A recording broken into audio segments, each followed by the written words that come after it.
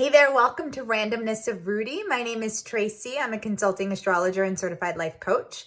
And in this video, we're going to talk about what it means to have the planet Venus in the sign of Gemini.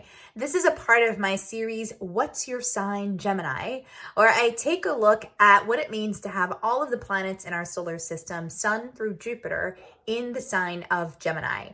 And so if you haven't seen Sun in Gemini, Moon in Gemini, Mercury in Gemini, make sure you go back to check out those videos. And also keep in mind that this is something I am focusing strictly around children with Gemini placements. But of course, this information also applies to you adults out there with Gemini placements. And so Gemini in astrology is an air sign. And I often describe air signs as the thinkers of the zodiac. This is a sign that operates in the realm of ideas and tends to be quite cerebral.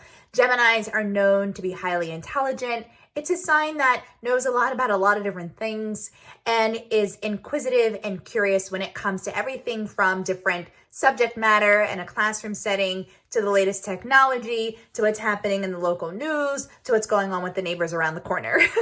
And so a very mercurial sign that absorbs knowledge and information like a sponge. These are some of the general characteristics of the sign Gemini. Venus, meanwhile, in astrology describes what we value when it comes to relationships, as well as when it comes to our relationship to material things, our money, our possessions, our finances, our resources. And so when you put Venus in the sign of Gemini, this describes a rather multifaceted individual that values a kind of mental rapport and banter and stimulation in their relationships. And so whether you are a full-fledged adult with Venus in Gemini, or you've got yourself a little one with Venus in Gemini, this placement describes a native that thrives in connections where there is a healthy mental connection, a healthy mental rapport and engagement with the other individual. What's also important to note is that Venus and Gemini natives find people, generally speaking, interesting for a variety of reasons. And so you may find this placement tends to be in relationship with many folks simultaneously in order to sate a rather insatiable curiosity when it comes to connecting with others. This isn't good or bad, it's just what it is. Quite frankly, we can never expect one person to meet all of our needs or to have all of the same interests as we do.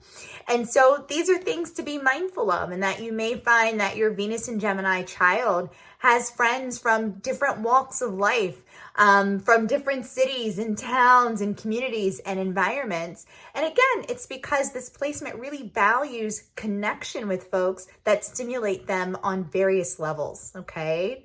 Even when it comes to money and finances, Venus in Gemini tends to do well when they have multiple streams of income coming in, multiple assets from which they can build upon their resources and create some level of financial safety and security. This is a placement that is notorious for working multiple jobs at the same time.